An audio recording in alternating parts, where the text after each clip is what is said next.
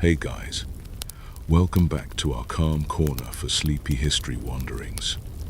Tonight we drift through ancient Egypt, letting the hush of the Nile guide us. If these gentle journeys help you unwind, please subscribe, like, and turn on notifications. I recorded this one with a slow pulse designed to cradle your breathing. Tell us your city and the current time in the comments so we can picture your glow. Settle into your bed, stretch your neck, and let the day fall back. If you like gentle prompts, pause to dim the lamps or light a soft candle. Keep a blanket handy, loosen your jaw, and let each exhale lengthen a little more. Let your shoulders sink, let your brow smooth, and give yourself permission to pause.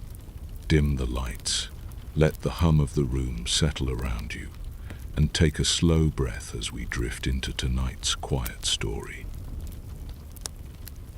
You wake before the first birds gather their voices, cradled by the hush that floats above the river. Warm reed mats press lightly against your back, and the scent of damp clay mingles with the sweetness of lotus petals that someone tucked beside your head during the night. You listen to the Nile breathing, its currents moving with the patience of an elder. Every ripple carries traces of moonlight, and you rise slowly so as not to disturb the careful balance between darkness and dawn. The air feels cool against your skin as you step outside the mud brick house. Sand still holds the memory of the night breeze, and the courtyard is painted with thin brushstrokes of blue and silver. Other artisans stir beside you, potters stretching their arms, a carpenter rubbing sleep from his eyes, a young woman rolling a linen headcloth with practiced fingers. No one speaks loudly. Morning begins with silence, a respectful nod to the tasks that wait. At your side hangs a shallow copper basin.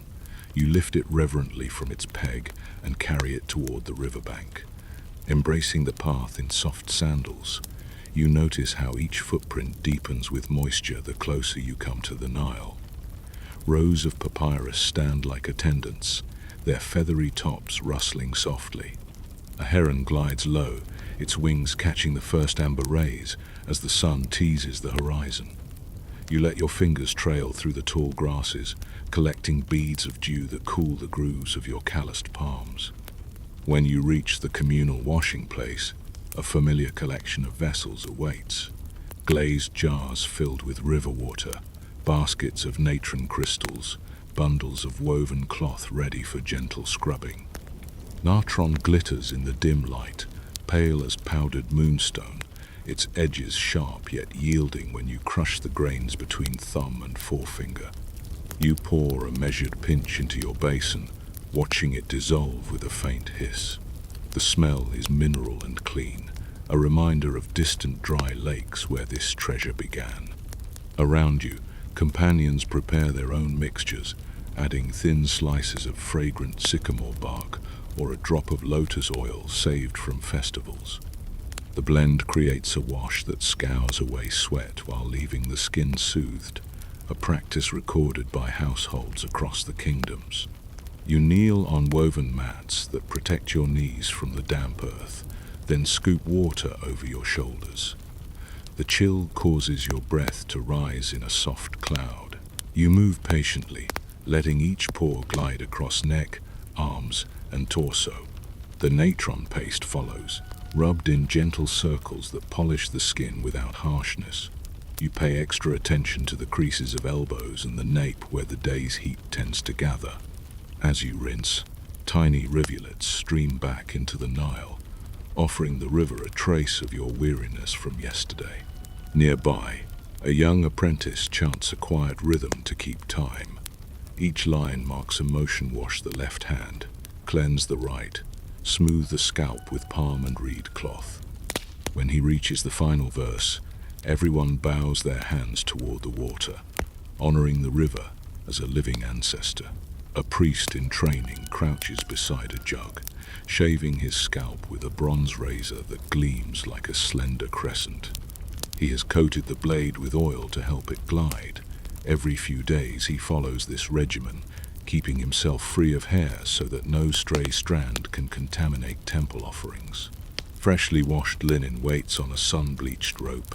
You lift one tunic, marveling at how light it feels in the morning air.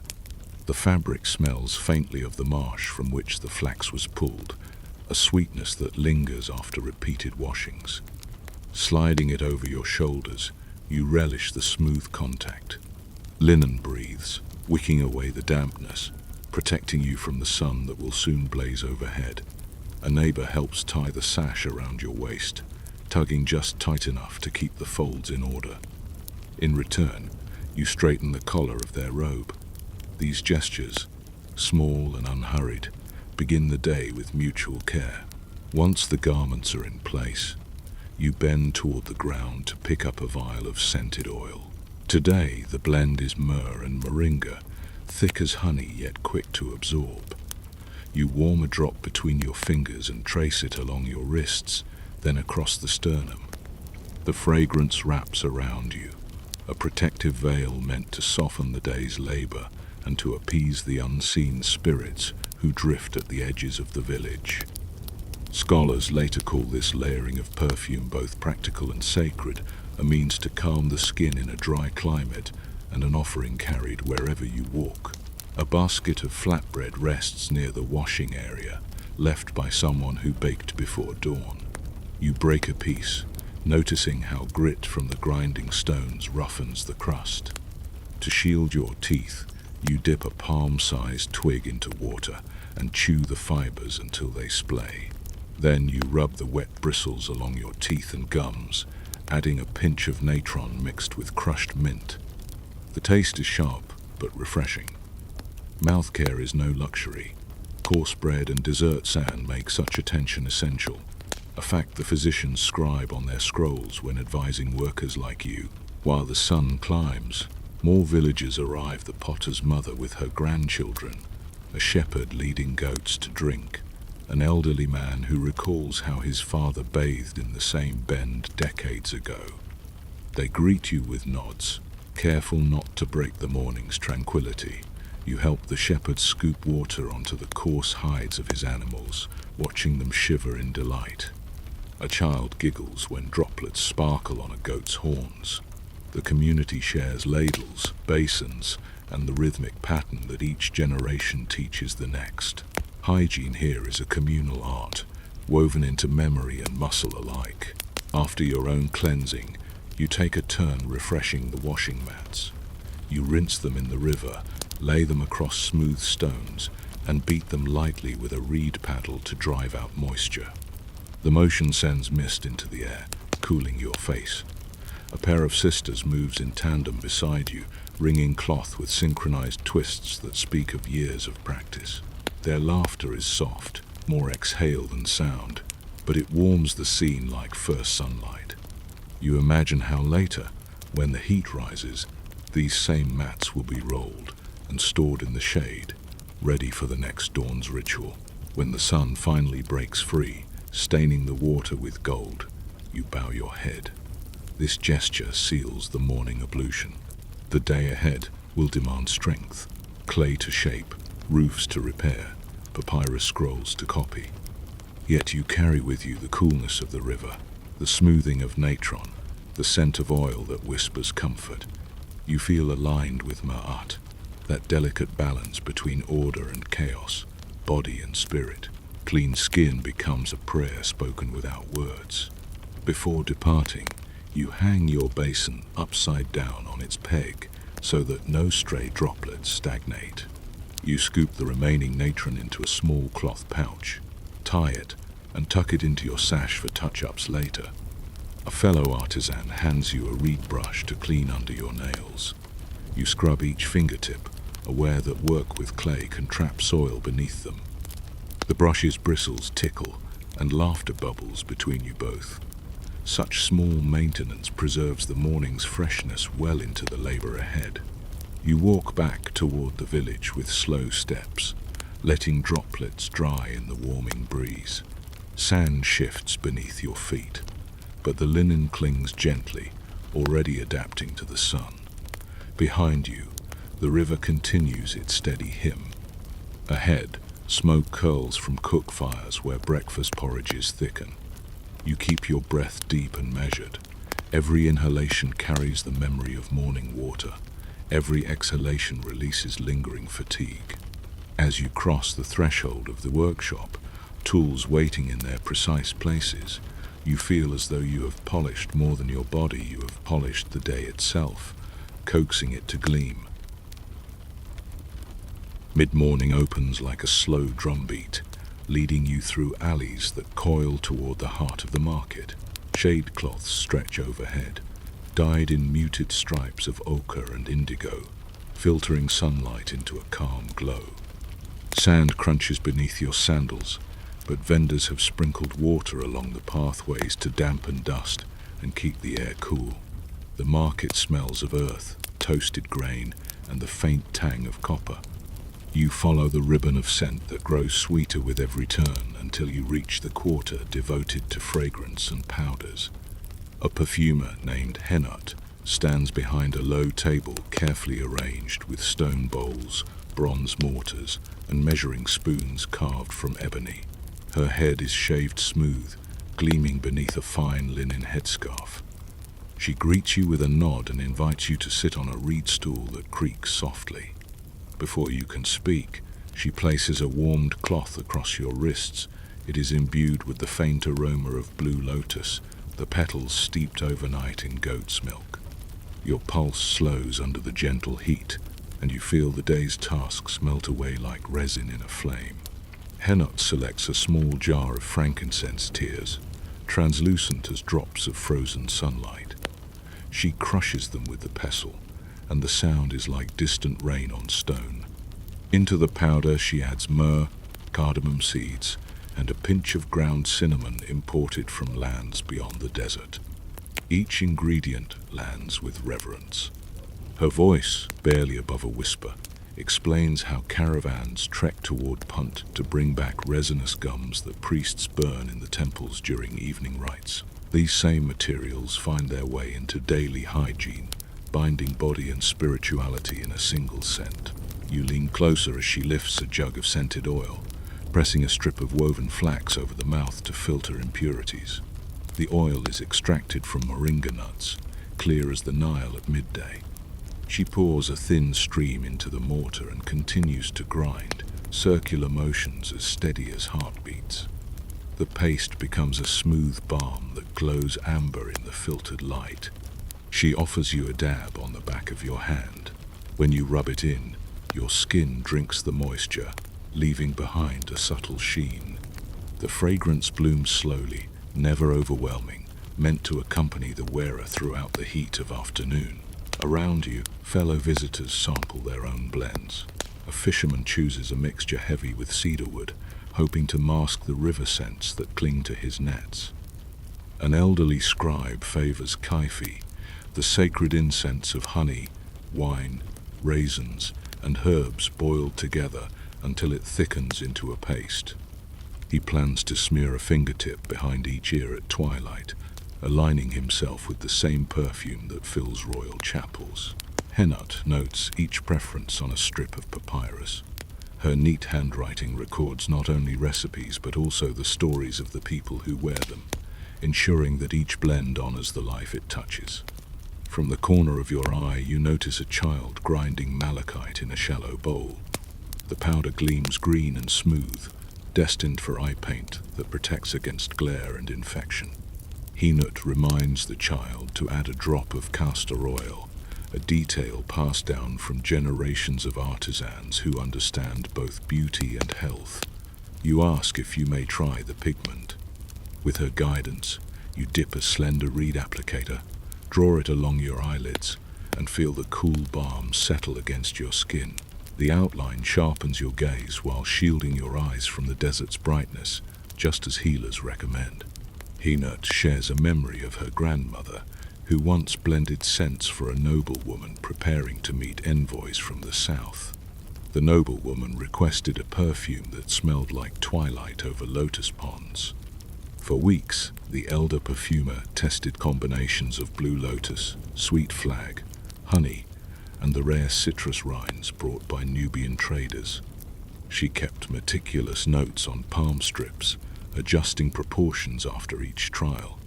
Henut lifts one of those strips from a lacquered box, the ink faded yet legible. She invites you to inhale the perfected blend of fragrance that begins with floral sweetness, shifts to bright zest, and fades into warm resin. You understand why the formula has been guarded for generations.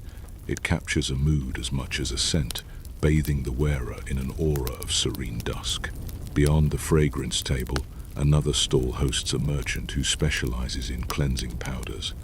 He displays baskets of crushed pumice, powdered limestone, and finely ground natron. You run your fingers through the textures, feeling the grit that polishes and the softness that soothes. He explains how households combine these minerals with honey or beer foam to create gentle exfoliants. In Deir el-Medina, he says, the royal tomb builders receive measured portions each week, ensuring that even those living near the desert cliffs keep their skin and clothing clean despite the relentless dust. The merchant's wife demonstrates a tooth powder recipe passed down from her grandmother, equal parts natron, powdered iris petals, and a whisper of mint. She folds the ingredients together with a palm leaf until the colors blend. You taste a sample on your finger. It sparkles against your tongue with a slight bitterness. She smiles, noting that the bitterness means the powder will discourage decay. She also offers advice for storing the mixture in sealed alabaster jars, away from moisture that might clump the grains. Her careful instructions anchor the recipe to daily life, showing how knowledge flourishes when shared across generations. A traveler from the Delta approaches, carrying a basket lined with damp reeds. Inside rest blue lotus buds wrapped in fresh leaves to preserve their scent. He tells of marshlands where these flowers bloom, their perfume carried by dawn breezes across miles of waterways. Priests prize the petals for temple offerings, yet villagers also steep them in warm water to make restful teas. He offers you a bud, and as you bring it close, the fragrance opens like a soft sigh. You imagine blending it into an evening balm, letting the scent linger as you drift towards sleep. Henut invites you to assist in making a batch of cone-shaped unguents. She hands you a mold carved from wood, polished smooth by countless uses. You fill it with a mixture of fat, beeswax, and aromatic oils, pressing firmly to avoid air pockets. When you ease the cone from the mold, it stands tall and symmetrical. These cones, she explains, rest atop wigs or shaved heads. During feasts, the heat gradually melts the wax, releasing fragrance over several hours. You picture yourself at a festival, a cone perched like a crown, scent raining down your shoulders as musicians pluck harps nearby. While the cones cool, you help tidy the workspace. You wash mortars with scented water, scrub the pestles with natron, and lay cloths out to dry. Each action reinforces the idea that cleanliness extends beyond the body to the tools that serve it. Henut praises your steady hands and offers a bowl of barley drink flavored with fennel to refresh your throat. The drink tastes slightly sweet, lightly fizzy, a reminder that even beverages participate in hygiene, keeping the mouth moist and the breath pleasant. Before you depart, Henut assembles a small parcel for you, a vial of lotus myrrh oil, a twist of tooth powder wrapped in linen, and a narrow cone sealed in wax. She ties the bundle with flax twine and tucks a sliver of frankincense inside for protection. As she passes it to you, she murmurs a blessing that your days stay fragrant and your nights restful. You feel honored, as if entrusted with a piece of the market's heart. You linger a moment longer, absorbing the scene. Sunlight now filters through the canopies, dappling the ground in pale gold. The murmur of shoppers blends with the quiet scrape of pestles and the soft splash of water as bowls are rinsed. Somewhere deeper in the bazaar, a flute begins to play an undulating melody. You inhale, letting the perfume-laden air fill your lungs, and exhale slowly, releasing any leftover tension. With your parcel tucked into a fold of your sash, you step back into the wider market, carrying the sense that every cent is a bridge between people, rituals, and the rhythm of the Nile. The villa rises from the street like a polished limestone dream, its walls gleaming beneath a thin wash of gypsum. You pause at the threshold, letting your gaze adjust to the coolness that spills from within. A steward ushers you through an entry hall lined with painted lotus columns. The floor is swept so thoroughly that even your soft steps echo. The air smells faintly of cedar and fresh water, the signature blend of a household that measures its days by cleanliness and ceremony. Inside the central courtyard, sunlight filters through lattice screens, drawing shifting patterns across a rectangular pool. Servants move in practiced rhythms around the water. One group kneels with linens soaked in natron, another beats robes against smooth stones, and a third unfurls fabric over rope lines strung from column to column. Every motion is deliberate, timed with the breath. You join them, handing a towel to a young attendant who thanks you with lowered eyes. Here, hygiene becomes architecture, each portico and chamber designed to facilitate the washing, drying, and storing of garments that signal the family's status. The matron, Lady Nebet, appears draped in layered linen that catches the light like fine mist. Her head is shaved beneath a heavy wig, immaculate braids perfumed with kaifi. She greets you with a gentle smile and invites you to observe the day's routine. First, she leads you to the laundry chamber, where a low channel brings water from the pool into a recessed basin. Two women grind natron against a curved stone, mixing it with crushed lotus seeds to create a paste that brightens fabric. They hum an old melody as they work, the song marking each stage: soak, scrub, rinse, wring.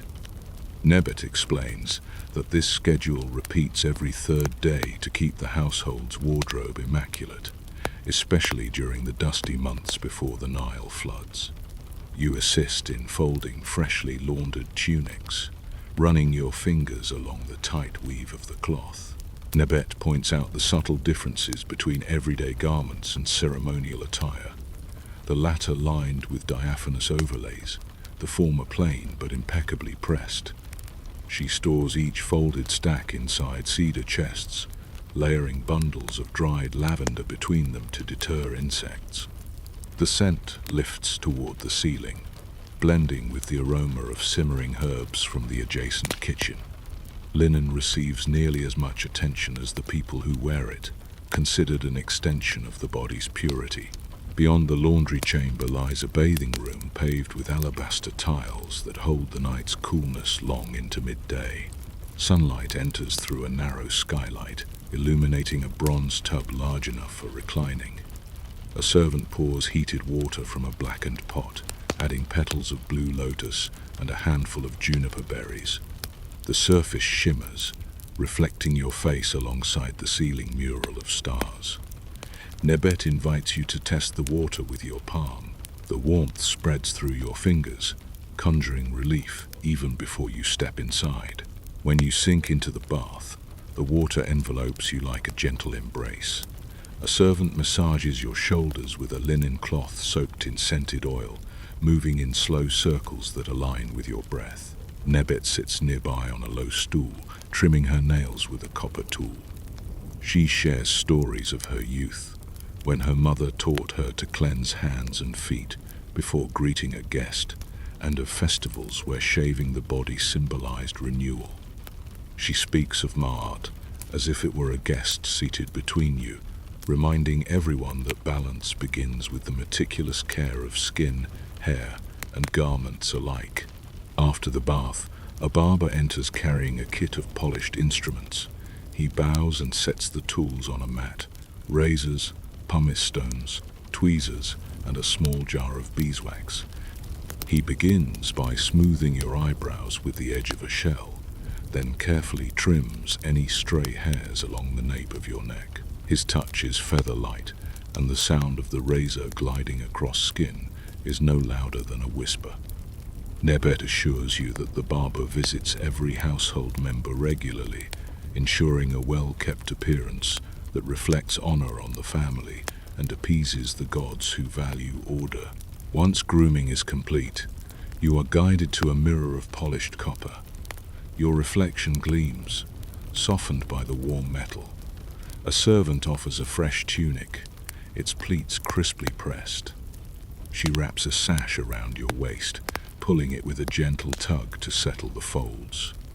Another servant places a collar of faience beads over your shoulders. The cool tiles beneath your bare feet ground you, while the weight of adornment reminds you that cleanliness here extends beyond washing. It encompasses presentation, the harmonious alignment of body and attire. Lunch is served in a shaded loggia overlooking the garden. Before eating, everyone pours water over their hands from a ewer. The liquid passes over a small sieve that catches stray dust, demonstrating how the household filters even the simplest rinses. You join the ritual, feeling the water glide across your skin. The meal is light, fresh figs, cucumber slices, barley bread, and a sweet date paste. Between courses, servants offer small cups of herbal infusion believed to soothe digestion and keep the breath fragrant. Nebet mentions a physician's instructions recommending peppermint and honey for this purpose, a practice that keeps conversation pleasant and bodies balanced. In the afternoon, the household dedicates time to airing bedding and mats. Servants carry mattresses to the rooftop terrace, where the breeze flows freely.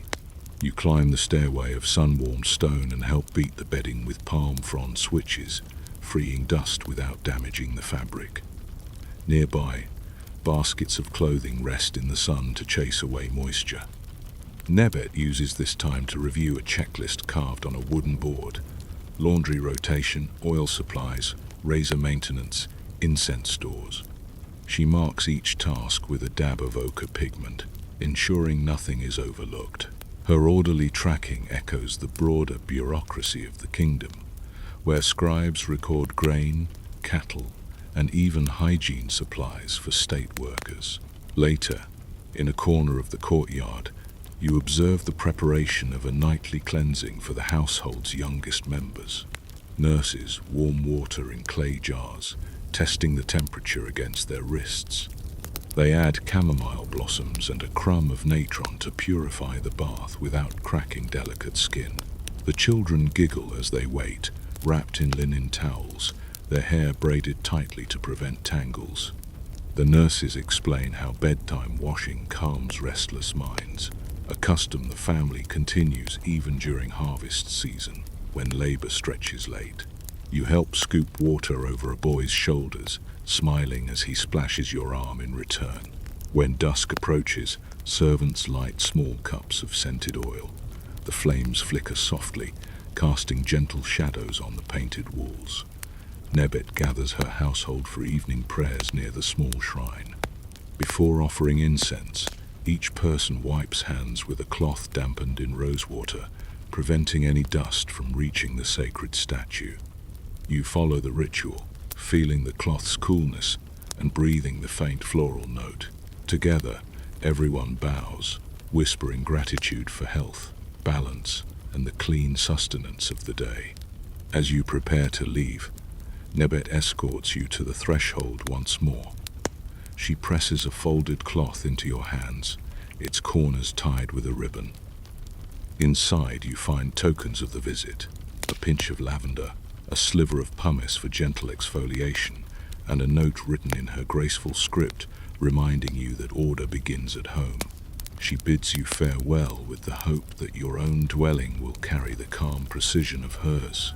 Stepping back into the street, you notice how the villa's fragrance lingers on your skin: cedar, lotus, freshly laundered linen. The surrounding city feels warmer and louder, yet the memory of the house's smooth stone court stays within you, like a cool basin protected from the desert sun. You walk away with unhurried strides, promising yourself to adopt at least one of the routines you observed, perhaps the evening hand-washing before entering sacred spaces. or the regular airing of bedding beneath rooftop breezes. In this way, the house extends beyond its walls, reshaping the rhythm of your own life with every gentle reminder. The physician's workshop hides behind a modest facade, its doorway framed by shelves of reeds bundled neatly with twine. You duck beneath a hanging curtain of woven flax and enter a space that smells of papyrus, herbs, and fresh ink. The room is cool thanks to thick mud brick walls and a narrow skylight that channels daylight without inviting heat. Against one wall stands a table laden with scrolls, each rolled tight and sealed with clay.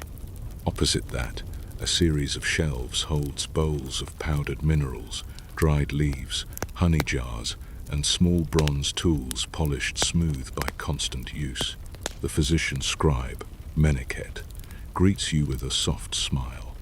His scalp is shaved, his linen kilt spotless despite the pigments that stain his fingers. He invites you to sit on a low stool beside the main work table.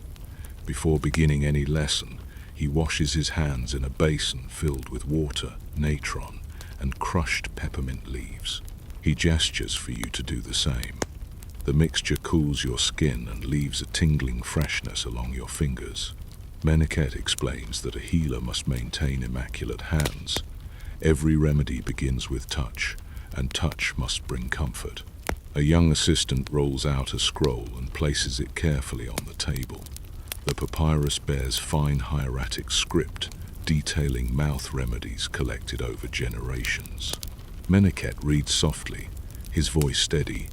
One measure of natron, one of powdered iris, and a smoothed portion of burnt salt to strengthen the gums.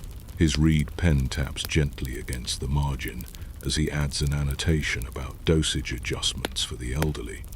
He tells you that these instructions stem from temple libraries, blending practical observation with sacred duty. To keep a patient's breath sweet is to honor the gods who listen to prayers. He demonstrates the preparation of a mouthwash. First, he crushes peppermint leaves and frankincense in a stone mortar, releasing fragrance that fills the room. He adds water drawn from a covered jar, stirring until the herbs cloud the liquid. A drop of natron dissolves, lending a gentle effervescence. Meneket pours the mixture through a linen sieve into a polished cup. He instructs you to take a sip, swish slowly, and let the coolness spread along your gums. The sensation is like walking beneath a shaded colonnade on a hot day, refreshing, deliberate, leaving no trace of heaviness behind. He then hands you a twig from the Salvadora tree, trimming the bark from its tip with a practiced stroke. He encourages you to chew the end until fibers fan out into a natural brush. The taste is peppery and bright. Meneket remarks that travelers tuck these twigs into their belts, using them between river stops to polish teeth and massage gums. Some households steep the twigs overnight in wine infused with mint for an indulgent variation.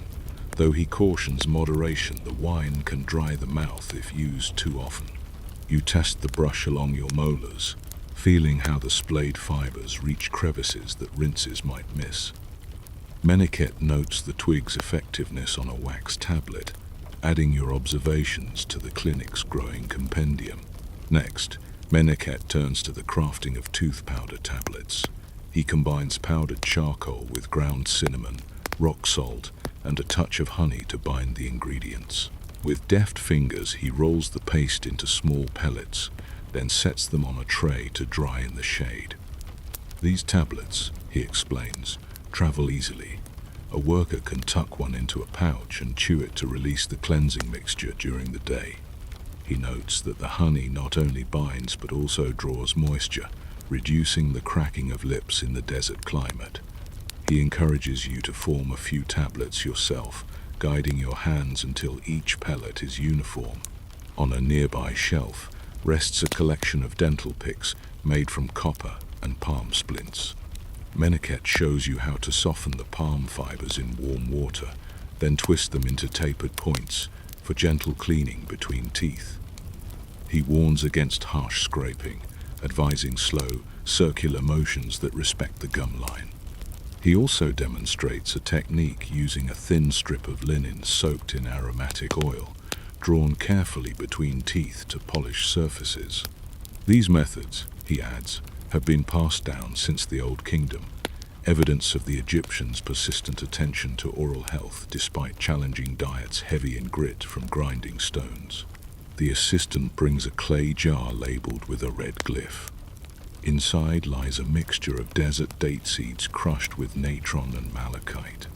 Meneket explains that this paste treats infections along the gum, its minerals offering both antiseptic and anti-inflammatory properties. He mentions a case from last season when a laborer arrived with swollen gums. After 3 days of applying the paste and chewing on willow bark, the inflammation receded. He records such outcomes on palm leaf strips, tying them to the relevant scroll for future reference. His meticulous documentation reflects the broader medical tradition, where observation and ritual intertwine. As the midday sun approaches, Meneket invites you to observe a consultation. An elderly woman enters, leaning on a cane. She complains of a sore tooth and a bitter taste in her mouth. Meneket listens attentively, then examines her gums with a bronze mirror. He notices a tiny crack near the molar, likely caused by years of chewing coarse bread. He prepares a poultice of ground fennel, henna, and beer sediment, wrapping it in linen and instructing her to press it against the affected tooth. He also offers a mouth rinse of natron and honey to soothe discomfort. After thanking him, she leaves with a small pouch of tooth tablets, promising to return in 3 days if the pain persists. Once the consultation ends, Meneket turns to you with a gentle question. How does the mouth speak when it is cared for? You reflect on the words shared in the villa earlier and answer that a cared-for mouth speaks softly, without strain, offering kindness. He nods, pleased. He believes oral hygiene supports not only health but also social harmony. Fresh breath encourages conversation. Pain-free teeth allow laughter. He compares the mouth to the opening of a temple, a gateway that should remain clean so that offerings may pass through without offense. In the afternoon, Meneket takes you to the rooftop terrace where dried herbs hang from rafters. Bundles of chamomile, coriander, fenugreek, and licorice sway gently in the breeze. He explains the properties of each, describing how chamomile calms inflammation, coriander refreshes the breath, and licorice sweetens tonics used to soothe throats. He invites you to help grind a batch of coriander seeds. As you work, he relates stories from the Ebers papyrus, describing remedies that blend spiritual incantations with tangible ingredients. He emphasizes that reciting a calming chant while preparing medicine steadies the healer's mind and infuses the treatment with intention. When the heat becomes intense, Meneket covers the herb jars and escorts you back inside.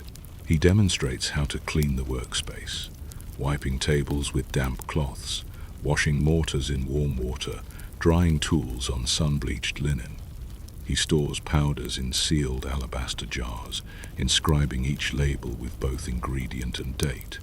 He also leaves a small offering at the corner shrine, a pinch of incense and a whispered prayer that his hands remain steady.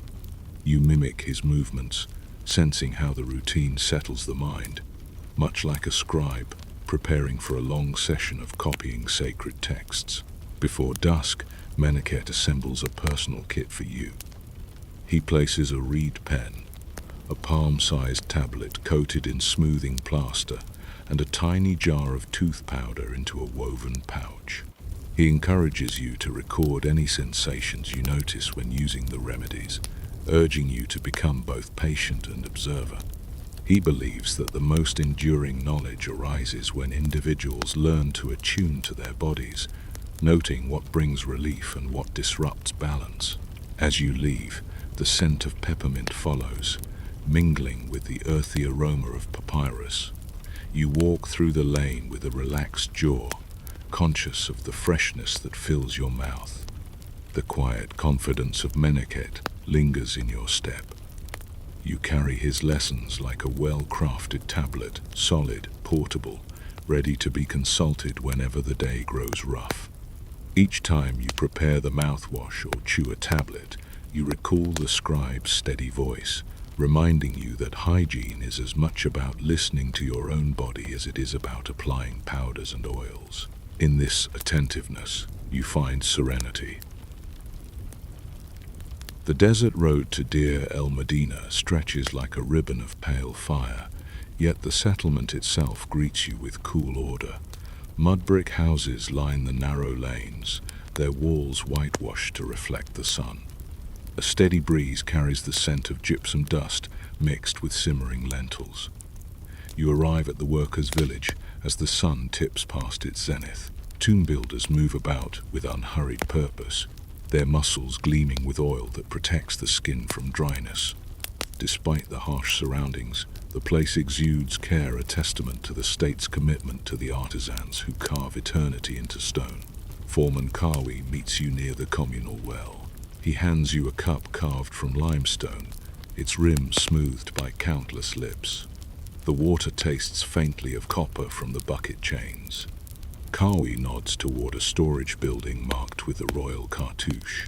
Inside, shelves hold baskets of natron, jars of scented oil, and bundles of linen bandages carefully counted by scribes. These supplies arrive each month from Thebes, transported along the Nile, and hauled up the cliffs by donkeys. The ledger hanging on the wall lists each distribution, signed and sealed, to ensure every worker receives their allotment. You follow Kawi to the washing courtyard, where a sunken basin sits at the center. Water stored in tall amphorae stays cool beneath damp cloth covers. Workers gather at the basin after completing their shift in the tomb, the ochre and malachite pigments caking their skin. One by one, they pour water over their arms and faces, scrubbing gently with natron paste to lift minerals from pores.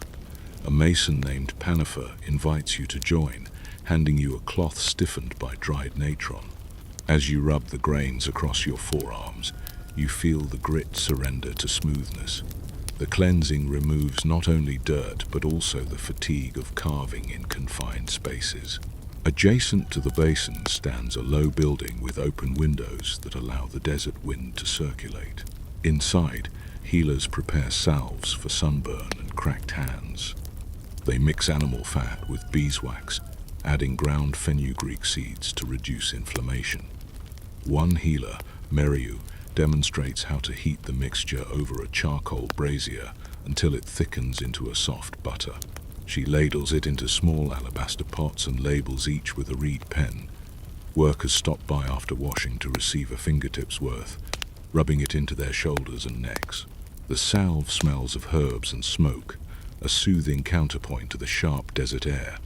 The workshop itself lies carved into the hillside, its entry marked by a lintel decorated with protective hieroglyphs.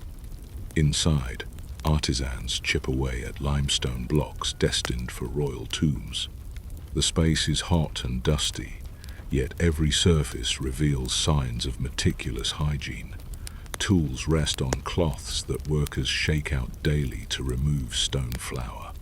Water jars stand in the corners, their porous clay keeping the contents cool. Between tasks, masons rinse their hands and blades to prevent grime from marring the fine reliefs.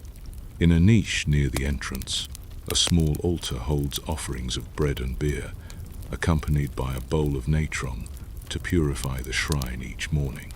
During your visit, Kawi emphasizes how the village's hygiene practices guard against illness.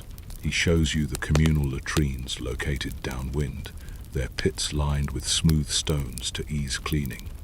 Servants empty the pits regularly, carrying the waste to designated compost fields, where it breaks down under the sun before nurturing distant crops. This cycle keeps the settlement free of overwhelming odors and reduces disease spread. A logistical triumph for a community carved into desert rock. At midday, a bell crafted from copper signals the break for lunch.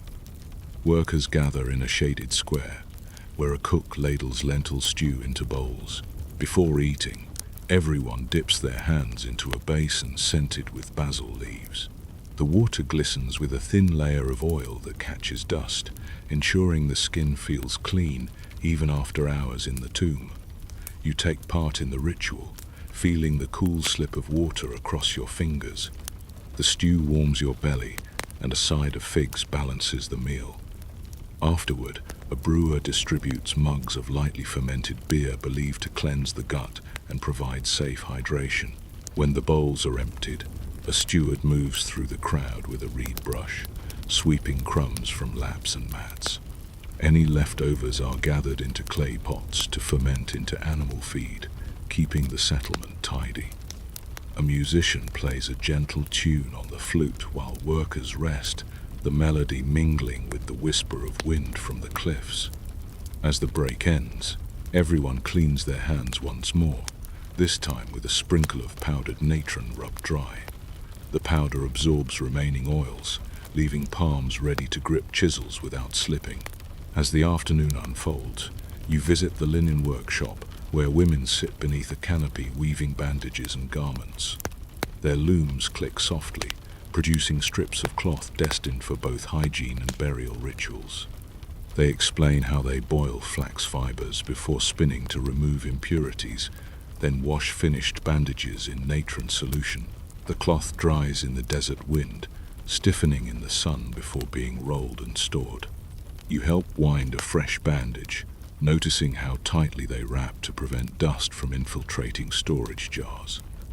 Every detail reflects an understanding that cleanliness preserves both the living body and the sacred corpse. Later, Kawi introduces you to the record keeper, a scribe who meticulously tracks the distribution of hygiene supplies. He shows you a clay tablet inscribed with monthly tallies, so many jars of oil, so many baskets of natron, so many razors sent to the barber's quarters. The scribe explains that any discrepancy could result in disease or unrest, so he double-checks each entry. He invites you to dip a reed pen into ink and add a mark verifying today's distribution. You form the hieratic signs carefully, feeling the responsibility settle in your chest. As sunset approaches, workers return from the tomb, their bodies once again coated in fine dust. They move to the communal washing area with the same patience as in the morning. This time, they scrub more thoroughly, knowing night will bring rest, and they wish to meet it clean. Some add crushed mint to their wash water to ward off insects. Others massage their scalps with oil to prevent dryness under their protective headcloths. A barber shaves heads and faces with swift strokes, catching stray hairs on a damp cloth. The air hums with subdued conversation about families, dreams, and the day's carvings. In a small clinic near the village edge, healers examine any injuries sustained underground. You observe as Meriu treats a stone chip lodged in a worker's palm. She cleans the wound with a solution of honey and water, valued for its antibacterial properties, then applies a poultice of crushed garlic and natron before bandaging it. She notes the treatment on a wooden tablet, scheduling a follow-up for the next dawn. The worker thanks her and exits, flexing his hand experimentally.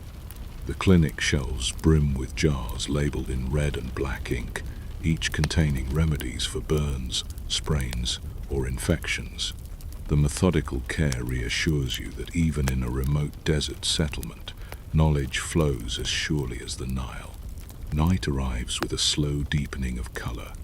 The workers gather on rooftops to catch breezes. They spread mats washed earlier in the day and lie down to stretch tired limbs. Before sleep, many rub aromatic oils onto their temples, myrrh for calm, blue lotus for dreams. The village quiets, except for the distant sigh of wind over sandstone. Stars brighten, outlining the silhouettes of the cliffs that guard the Valley of the Kings. You rest on a rooftop as well, the coolness of the mat seeping into your skin. The day's dust has long since washed away, replaced by the softness of oil and linen. As you gaze across the village, you realize that hygiene here is more than routine. It is a declaration that every worker, every family, deserves dignity. The state's support ensures that even those who labor in darkness return to homes filled with light, clean water, and attentive hands. You fall asleep with the scent of natron and lavender still lingering, confident that when dawn comes, the cycle will begin anew, order maintained through shared care, even at the edge of the desert. Before the first glimmer of dawn, you reach the temple complex of Karnak, where silence settles like a protective cloak. Massive pylons loom against the dark sky, their reliefs barely visible until torches flicker to life along the colonnades. The air carries the steady murmur of sacred lakes being stirred. Temple attendants move softly, carrying bronze pitchers that catch the torchlight. You feel as though you have stepped into the hush between heartbeats, where every action must align with ritual precision. High Priest Intef greets you at the threshold of the purification chamber. His head and body are smooth-shaven, skin glistening with oil despite the cool pre-dawn air. He leads you along a corridor scented with myrrh and juniper, passing murals that depict gods receiving offerings. Before entering the sacred lake courtyard, he asks you to remove your sandals as a sign of respect. The stone beneath your feet feels chilled, drawing wakefulness through your soles. You bow your head instinctively, aware that this space is both earthly and divine. The sacred lake gleams under the stars, a dark mirror fringed with lotus leaves. Tall papyrus stalks frame the water, rustling gently as priests approach. Intef explains that the priests bathe 4 times daily to maintain ritual purity, aligning their bodies with Ma'at's order. He gestures to a platform where attendants have arranged copper basins, natron jars, and linen towels. Each item rests in perfect symmetry. You watch as the priests disrobe, folding their linen garments with meticulous care before descending the stone steps into the lake. Following Intef's invitation, you step into the shallow end. The water hugs your ankles, cold enough to tighten your breath. You feel the smooth stone beneath your toes, worn by generations of sacred footsteps. An attendant pours water over your shoulders using a bronze ewer. The liquid cascades in silver sheets, carrying away any dust that clung to you from the journey. Intef recites a chant under his breath, invoking the goddess Mut to bless the cleansing. The words flow like the water itself, each syllable drawn out to match the slow rhythm of the ritual. After the immersion, you ascend the steps and stand on the platform while attendants dab your skin with natron dissolved in water. Their touch is light, almost reverent. The solution tingles, ensuring no impurities linger. They next apply scented oil infused with lotus and frankincense, smoothing it along your arms and chest.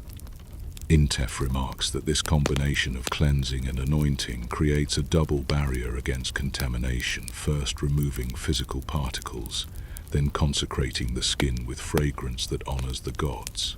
As the sky brightens, the priests gather along the eastern edge of the lake.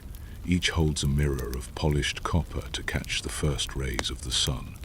Intef explains that by reflecting sunlight onto the water, they invite Ra's blessing, merging celestial light with earthly purity. You follow their example, raising the mirror until dawn breaks, spilling gold across the surface. The lake responds with a shimmering glow that seems to pulse in time with your heartbeat. You feel cleansed not only in body but also in perception, as though the light clarifies your inner thoughts. Before donning fresh linen, the priests perform a foot-washing ritual.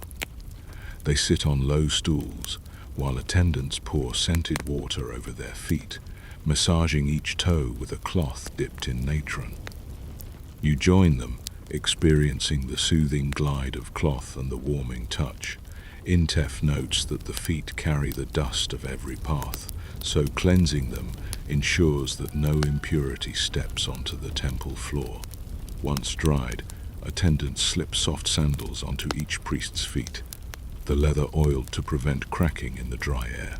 The garments prepared for the day hang on pegs within a side chamber. Each linen kilt is starched to crisp perfection, pleats aligned like temple columns. You run your fingers along the fabric before wrapping it around your waist. An attendant ensures the folds fall correctly, then drapes a sheer shawl over your shoulders. A collar of faience beads completes the ensemble, cool against your clavicle. Intef adjusts the collar gently, his touch both precise and caring. He explains that purified garments are as crucial as the bath itself, symbolizing readiness to serve the divine. After dressing, the attendants brush the floor with bundled reeds to collect any stray fibers. They store the used reeds in a clay jar reserved for washing, ensuring tomorrow's sweepers begin with clean tools. Intef opens a cedar chest to show you spare kilts wrapped in papyrus. Between each layer rests a sachet of dried mint and lavender, keeping the fabric fresh. He records the replacement schedule on a small ostracon, proof that even wardrobe maintenance follows a sacred order. With cleansing complete, you accompany the priests to a small shrine where offerings are prepared. Before handling bread and incense, each priest wipes their hands with cloths soaked in rosewater. You mirror the motion, feeling the cloth's dampness renew your palms. Intef instructs you to hold the incense with fingertips only, to avoid transferring oils unintentionally. The attention to detail anchors your mind. There is no room for distraction when each movement carries sacred weight.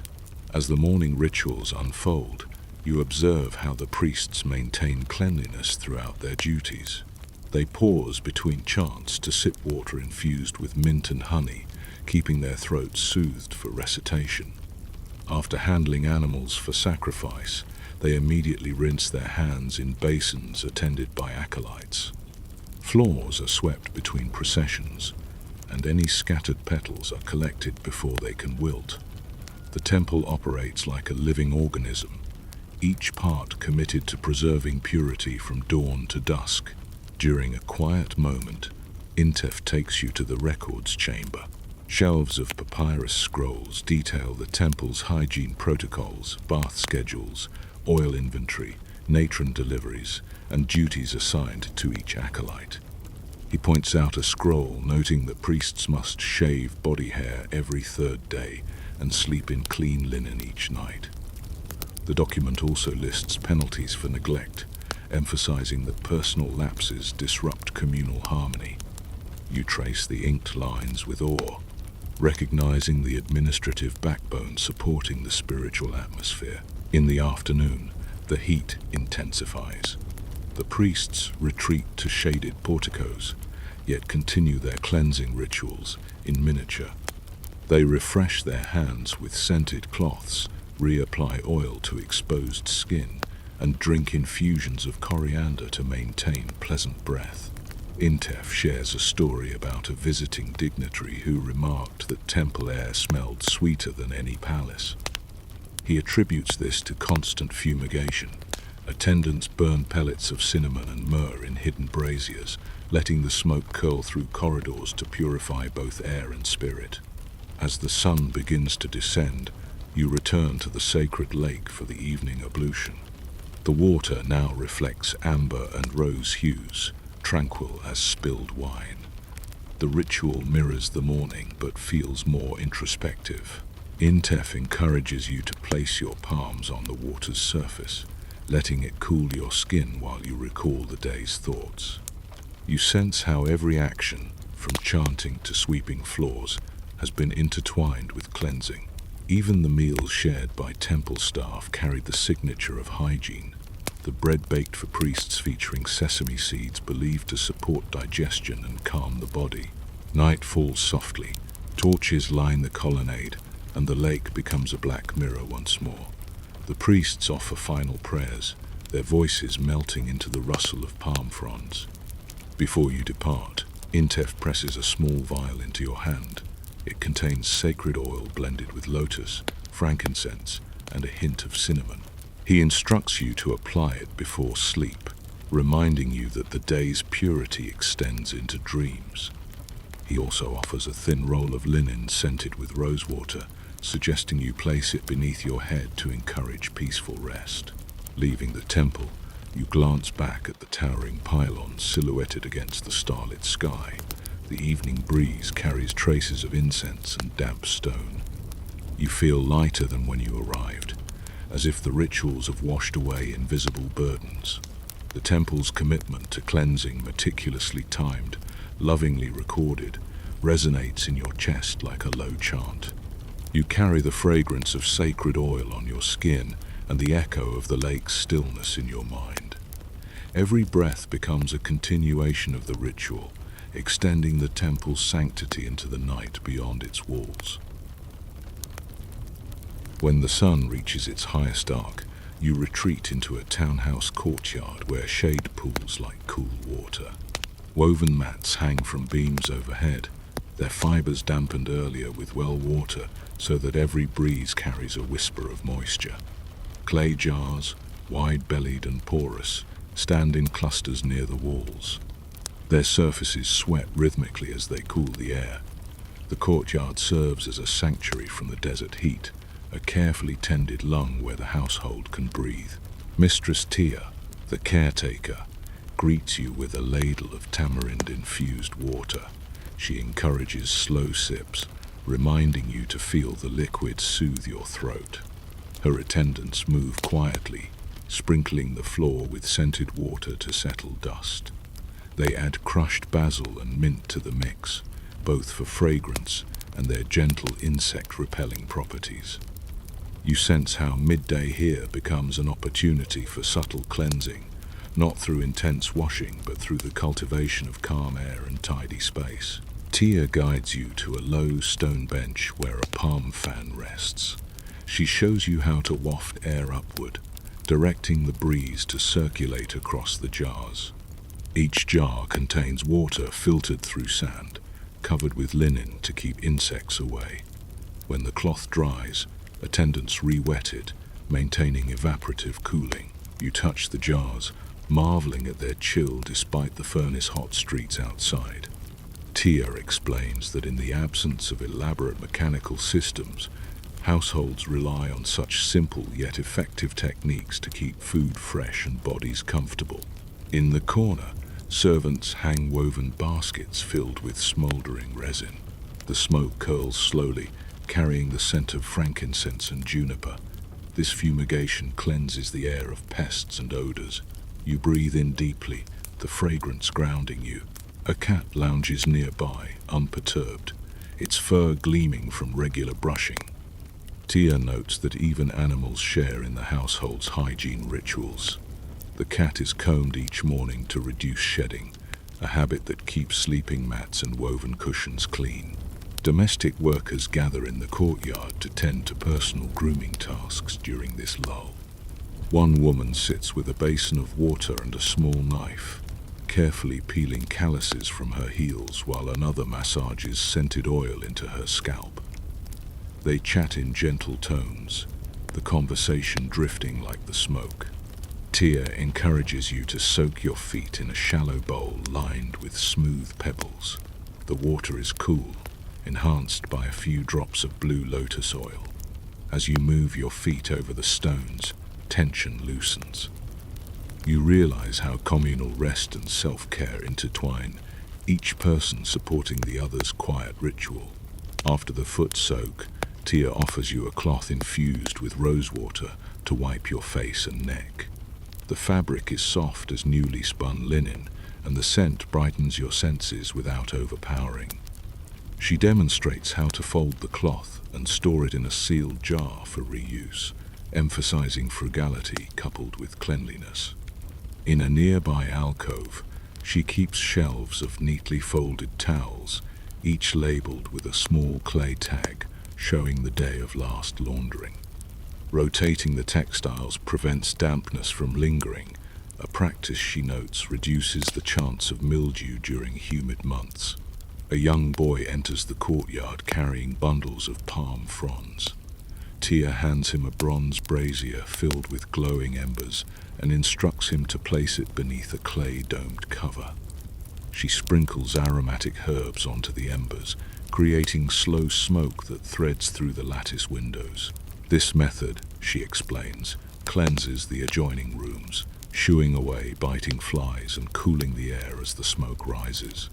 You watch him move methodically from room to room, the domed cover, ensuring the embers never spark out of control. His movements are calm, instilling trust in the routine. The household's cook arrives with trays of chopped cucumbers, onions, and herbs. She rinses the vegetables in a basin, then lays them out on reed mats to dry naturally. She explains that wiping produce with damp cloths rather than submerging it prevents wastage of precious water while still removing sand. When the vegetables dry, she tosses them with vinegar and salt, creating a salad that refreshes the palate and aids digestion. She offers you a portion, and you savor the crisp coolness. Hygiene, you note, includes careful food preparation that keeps bodies nourished without taxing the stomach in the heat.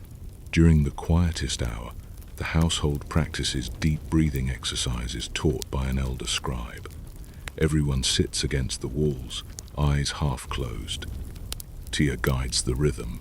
Inhale with the scent of mint, hold as the air cools the lungs, exhale through a parted mouth.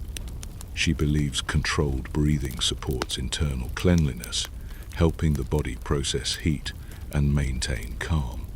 You follow along, letting your chest rise and fall in harmony with the group. Sweat beads at your temples, but it no longer feels burdensome. Instead, it becomes part of the cleansing process, carried away by the perfumed air. Once the exercise ends, attendants refill the water jars from a cistern sunk deep beneath the courtyard. They strain the water through woven reed baskets layered with sand, an impromptu filter that removes silt. Tia marks the refill on a clay tablet, noting how many jars remain before the next delivery from the river. She believes that tracking consumption keeps the household mindful. Clean water is precious, and stewardship is itself a kind of hygiene. You help carry the freshly filled jars back to their shaded alcove, feeling the coolness seep through the earthenware. As the afternoon lengthens, children return from studying with a tutor at the village shrine. Before entering the courtyard, they dip their hands in a basin of water infused with crushed marjoram. Tia checks their fingernails and hair, ensuring they remain tidy. She instructs them to hang their outer garments on pegs exposed to the breeze before switching into lighter, freshly laundered tunics. The children comply cheerfully, accustomed to the rhythm. You notice how hygiene education begins early, embedded in daily routines that feel nurturing rather than restrictive. Later, Tia invites you to observe the maintenance of household tools. She opens a chest filled with combs, razors, and tweezers. Each tool rests upon linen strips to prevent tarnish. She cleans the combs by pulling strands of hair through cloth, then rinses them in water steeped with natron. Razors receive a light coating of oil to keep blades sharp. She records each cleaning on a wooden tablet, not unlike the lists kept in larger estates. You assist by wiping a set of bronze tweezers, taking satisfaction in their polished gleam. Tia remarks that tools kept clean perform better and last longer, reducing the need for replacements. Just before sunset, the household prepares for evening guests. Servants sprinkle crushed petals across the courtyard floor, creating a fragrant pathway. Tia leads you to the rooftop where she stores a collection of woven screens. Together you unfurl them and drape them along the courtyard walls. The screens filter the late sun, casting dappled patterns that calm the eye. Tia lights small alabaster lamps filled with scented oil, placing them in niches to illuminate without heat. She hands you a bowl of resin pellets, and you set one into each lamp, allowing their scent to mingle with the cooling air. As guests arrive, They are offered water to wash their hands and a touch of lotus oil for their temples. The courtyard hums with gentle conversation and clinking cups. The earlier fumigation ensures no insects disturb the gathering. You sit among the guests, feeling the day's heat dissolve into evening comfort. Tia makes rounds with a basket of chamomile packets, encouraging visitors to steep them later for restful sleep. Her attention to detail extends hospitality into the night, ensuring her guests carry cleanliness and calm home with them. When the stars emerge, the household tidies the courtyard. Petals are swept into baskets for compost, lamps are covered to protect the wicks, and jars are refilled in preparation for the next day's heat. Tia thanks you for sharing the midday respite. She presses a small packet of basil leaves into your hand, instructing you to crush them in water whenever you need to refresh a room. You leave the courtyard feeling lighter, aware of how domestic hygiene can transform even the hottest hours into a poem of shade, scent, and patient care. By evening, the calm lessons gathered along the Nile travel with you as the caravan road winds through dunes that shimmer like molten gold. You journey with pilgrims bound for a distant oasis, your camel's slow gait matching the rhythm of your breath. Daylight presses hard against your shoulders, yet the group moves with practiced ease. Scarves cover faces, leaving only eyes visible, and every few hours the leader calls for a pause. During each stop, travelers check straps, adjust water skins, and share strips of preserved dates dusted with sesame. You marvel at how hygiene persists even here, far from the Nile's generous waters. By late afternoon, the oasis appears an emerald scatter of palms, tamarisk, and reed-fringed pools. The air cools with the whisper of leaves. As you dismount, a guide named Jedra approaches with a bowl of fine sand. She invites you to sit beneath a palm and demonstrates the desert scrub. Taking a handful of sand mixed with powdered natron, she rubs it gently along her arms in circular motions. The grains polish skin, removing sweat, crust, and dust without wasting water. You follow her example, feeling the sand warm against your forearms. Afterwards, she brushes the grains away with a tuft of soft grass, leaving skin surprisingly refreshed. Nearby, other travelers unroll mats woven from date palm fibers. They lay their garments out to air, pinning them with wooden pegs so the desert breeze can sweep away stale odors. A young woman ties her headscarf to a branch, allowing the fabric to flutter and release heat. Jedra explains that airing clothing after each travel segment prevents mildew from forming inside tightly packed bundles. She also reminds everyone to shake out sandals, dislodging sand that could irritate skin during the next leg of the journey. At the edge of the oasis pool, you kneel to cup water in your hands.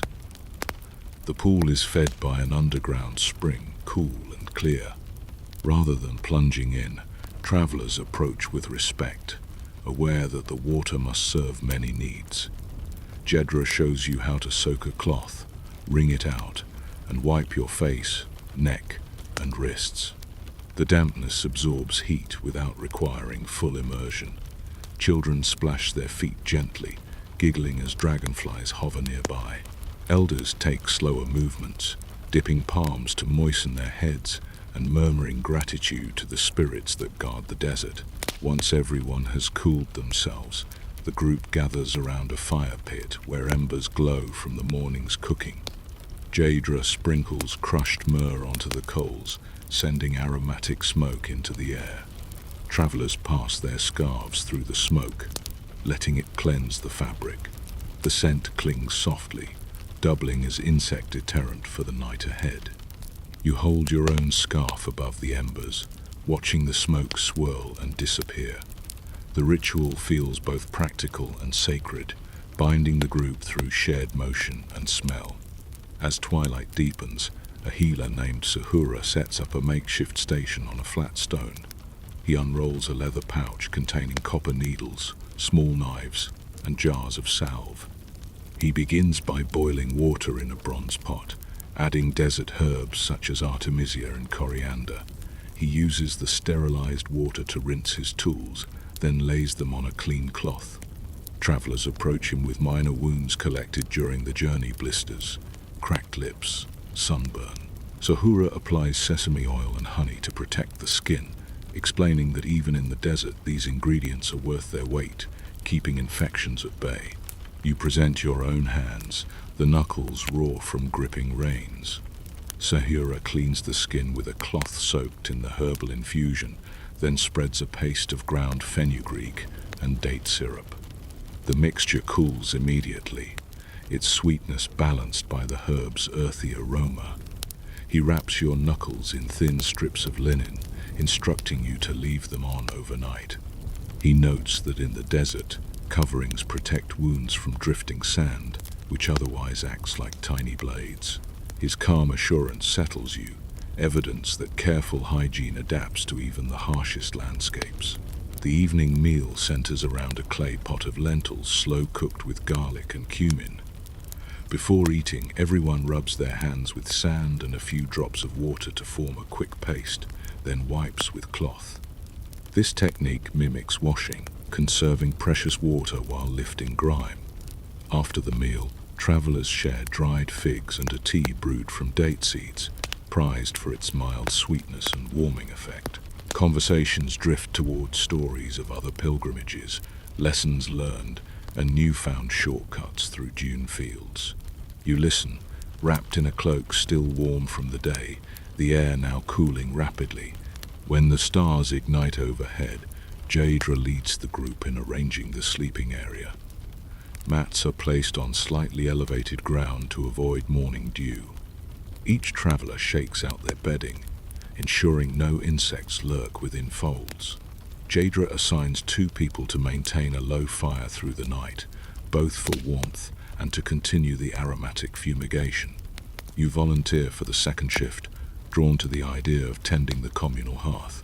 Before resting, everyone brushes teeth using twigs from the oasis shrubs, their fibrous ends frayed into soft bristles. A pinch of natron and crushed mint completes the mouth cleansing, leaving a refreshing finish. Your watch begins in the deepest part of night. You feed small branches into the fire, keeping the flames steady and low. The oasis hums with nocturnal life. Frogs chirp, water ripples softly, and palm leaves sigh.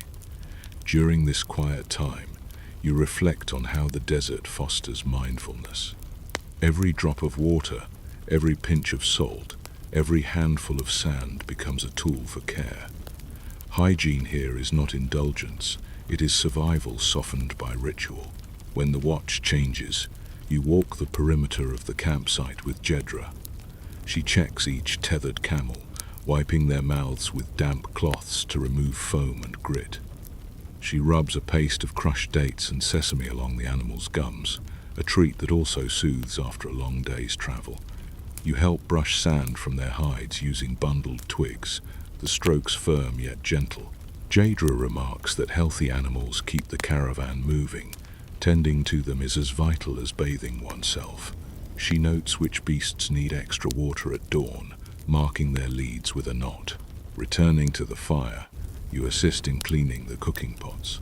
Water is scarce, so Sahura shows you how to scrub soot with hot sand before wiping the interior with a cloth lightly moistened from the communal jar. The method leaves the bronze gleaming and ready for the morning porridge. He stores utensils in a leather bag lined with linen to keep wind-blown sand from settling inside. The deliberate tidiness reassures everyone that breakfast will begin smoothly, free from grit that could grind between teeth. Before dawn, Deir wakes the group gently. She passes around bowls of warm water infused with crushed hibiscus petals. Each traveler washes face and hands, savoring the floral tang. Garments that were aired overnight now smell of wind and faint smoke.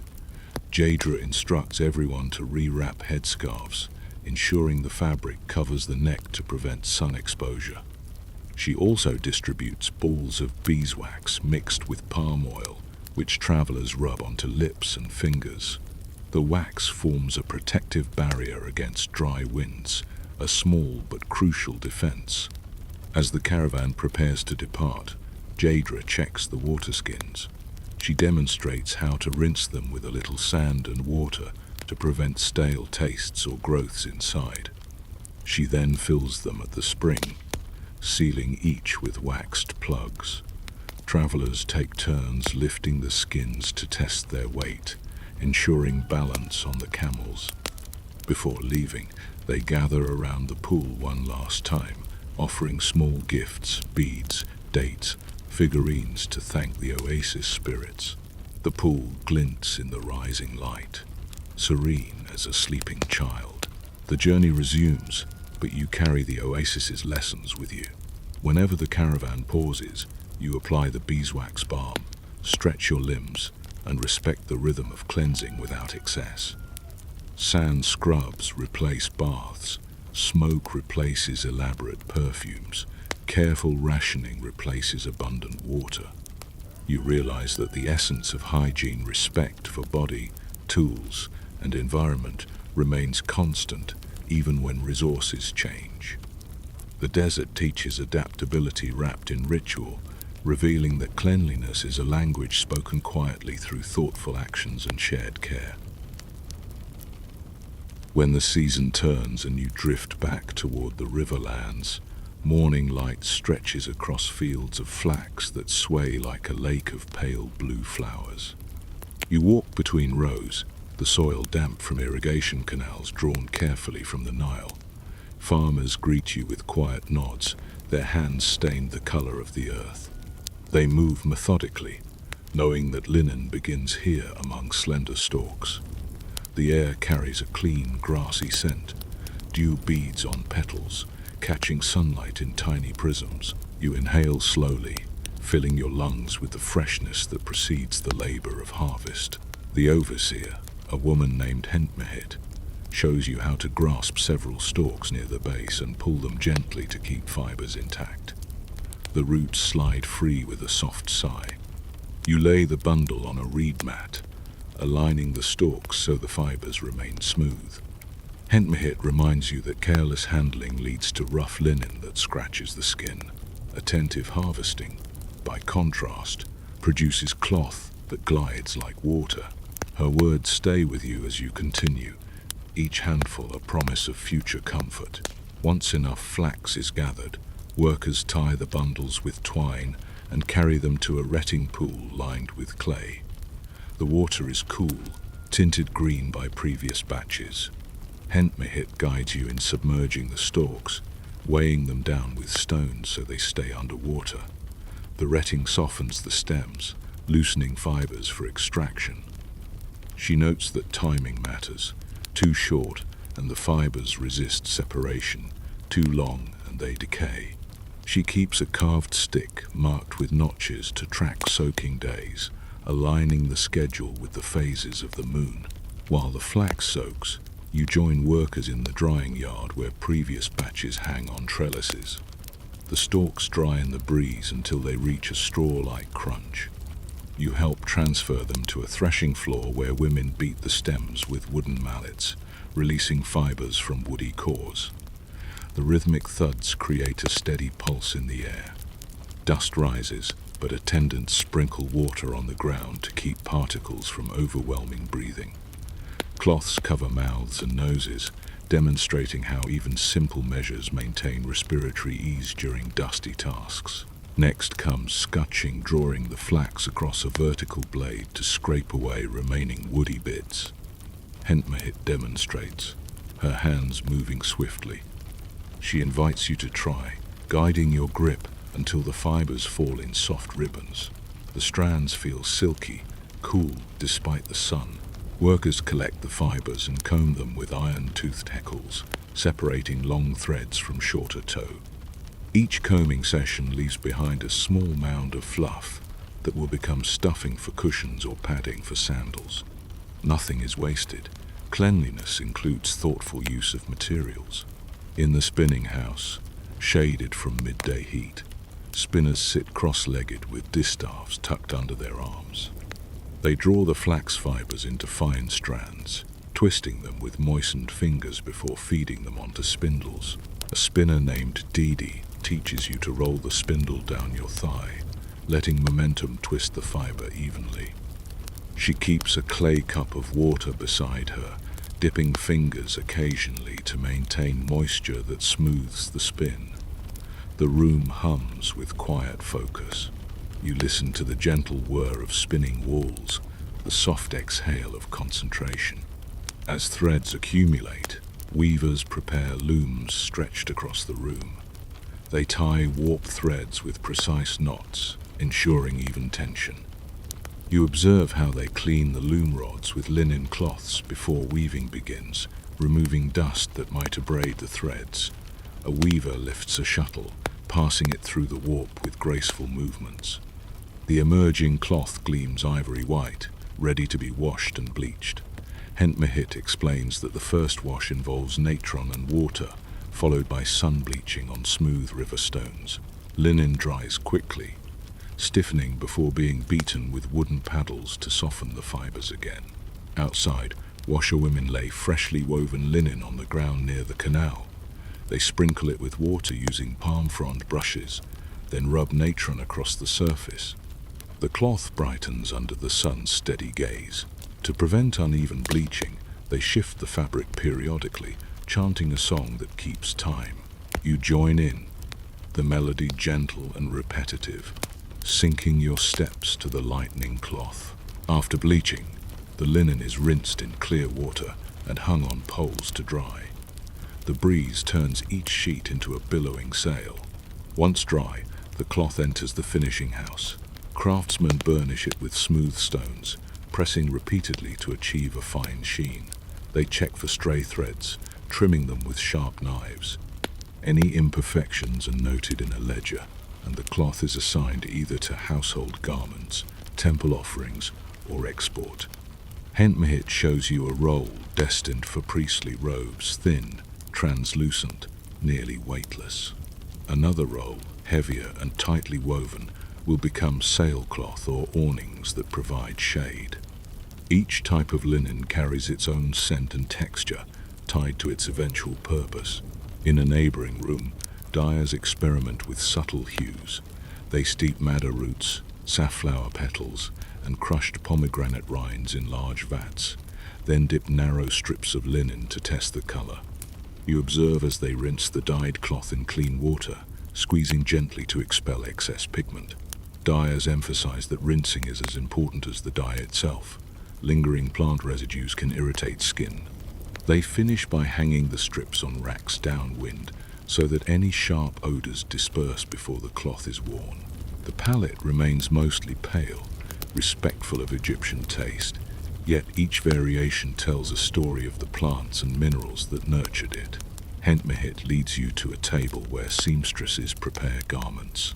They dust the table with fine sand and wipe it away to ensure there is no grit before cutting fabric. Patterns are traced using chalk made from ground limestone, which washes out easily during the final rinse. Seamstresses keep bowls of water nearby to moisten fingers, preventing cloth from slipping while sewing. Their stitches are small and even, the product of years of practice. When a garment is complete, they shake it gently, ensuring no loose threads cling to the interior seams before folding it into storage baskets lined with fresh flax straw. During a break, workers rest under a pergola draped with vines. They wash hands in basins scented with lemon balm, removing the lingering plant sap. Cups of barley drink circulate, flavored with dates. Someone passes around slices of melon, the juice cooling tongues parched by the sun. Conversation turns to stories of past harvests, how the flood once arrived early, how a drought forced them to ration water, how a priest praised the softness of cloth woven during a particularly cool season. These shared memories stitch the community together as tightly as any loom. In the afternoon, el-Medina invites you to visit the storage house. Inside, rolls of linen rest on wooden racks, each labeled with hieratic characters. She explains the storage ritual. Before linen is stowed, It is fumigated with juniper smoke to deter pests. The rolls are then wrapped in protective cloth and sprinkled with dried lavender. She hands you a roll, its surface smooth and cool. She asks you to smell it. The fragrance is subtle, clean, herbal, reassuring. She notes that linens destined for tomb wrappings receive additional prayers, acknowledging their role in preserving bodies for eternity. Before sunset, the community gathers at the canal for a final cleansing. They rinse their hands and faces, removing the day's dust. Children splash near the shore, their laughter mixing with the rush of water. el-Medina distributes small cakes of natron mixed with crushed lotus petals. Everyone rubs the mixture across their arms, then rinse again. The natron leaves skin cool, ready to meet the evening breeze. You stand waist-deep in the canal, feeling the current flow around your legs, carrying away fatigue. As dusk settles, workers lay out linen garments to catch the night air. You wrap yourself in a freshly woven tunic, marveling at its softness. The cloth whispers against your skin, a reminder of the day's careful labor from field to fiber to garment. The scent of lavender lingers, promising restful sleep. You look back at the fields now shadowed, knowing that tomorrow the cycle will continue. Cleanliness here is rooted in soil and water, in the patient transformation of flax into fabric that cools, protects, and dignifies every body it touches. The morning of the Opet festival arrives with drums rumbling like distant thunder. You stand among crowds flowing through Thebes, all eyes turned toward the temples of Karnak and Luxor. Banners ripple in the breeze, painted with lotus blossoms and sacred barkis. Before the procession begins, families gather along the sacred lake to perform communal cleansing. The water glimmers beneath the rising sun, and priests sprinkle natron into its depths, blessing it for the masses. You join a line of worshippers who take turns cupping water over their heads, letting droplets trace paths down their faces and shoulders. A mother guides her children through the ritual, showing them how to rinse hands and lips. She explains that entering the festival with dust-free skin honors Amun, Mut, and Khonsu. You share a basin with an elderly man who murmurs prayers while washing his forearms. His voice weaves with the murmuring crowd, creating a gentle chorus. Attendants move along the line offering linen towels. You pat your skin dry, noticing the towel's faint scent of myrrh. The communal washing transforms the bustling plaza into a sea of calm faces prepared for celebration. Vendors near the lake sell small packets of fragrant powder. You purchase one, intrigued by its blend of crushed lotus petals, cinnamon, and powdered lilies. The vendor advises you to sprinkle it inside your sandals to keep your feet cool and scented during the long procession. She also offers tiny cones of perfumed wax, recommending you affix one to your wig or shaved head so that the festival's heat releases fragrance gradually. You accept a cone infused with kaifi, the sacred mixture of honey, raisins, wine, and herbs that priests burn nightly. As the procession begins, temple dancers glide forward, their movements precise. They carry fans of ostrich feathers, waving them to stir the air. Priests emerge, carrying the bark of Amun, its gold gleaming against the blue sky. Before the bark passes, water bearers sprinkle the path, wetting the dust so it remains settled beneath the divine palanquin. You feel droplets land on your arms, tiny blessings that cool the skin. Scribes record every stage of the procession, ensuring that future generations know how cleanliness and ritual mingle on this sacred day. Along the route, public washing stations have been erected. Clay basins overflow with scented water, and families pause to refresh themselves before rejoining the crowd. Children laugh as they splash each other lightly, careful not to drench their festival garments. You take a moment to rinse your hands again, grateful for the chance to keep sweat at bay. A priest offers a drop of lotus oil for your temples, whispering that fragrant skin pleases the gods as much as pure hearts. Food stalls line the streets, yet hygiene remains a priority. Vendors wear clean linen aprons and cover prepared dishes with reed lids. You watch as one cook washes her hands in a basin, then uses tongs to serve grilled fish. Another vendor offers barley cakes, each wrapped in papyrus to prevent dust.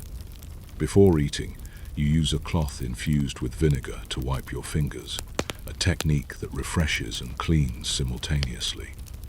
The cake tastes sweet and earthy, grounding you amid the festival's excitement. Throughout the day, musicians perform on harps and flutes, their tunes rising above the crowd. Between songs, they clean their instruments with cloths soaked in scented water. Drummers dust their hands with fine sand before playing, preventing moisture from making the drumhead slippery. You notice how even artists maintain ritual cleanliness, ensuring their offerings remain sharp and respectful. The festival becomes a tapestry of sound, scent, and mindful care. In the afternoon, the procession reaches Luxor Temple. Here, priests lead a communal rite of rejuvenation. Large basins filled with lotus-strewn water stand at the entrance. You step forward when invited, sinking your hands into the cool basin. A priest recites a blessing over you, tracing a circle on your forehead with perfumed oil. The gesture feels like a gentle breeze against your skin. Inside the temple courts, incense smoke twines upward, cleaning the air and carrying prayers skyward. Later, as the crowds disperse for a rest period, you wander into a shaded plaza where public barbers set up temporary stalls. The festival encourages personal grooming, and many take advantage of skilled hands. You sit on a low stool while a barber trims stray hairs along your scalp using a bronze razor freshly sharpened. He wipes the blade with a cloth dipped in natron solution between each client, maintaining hygienic standards even amid festival bustle.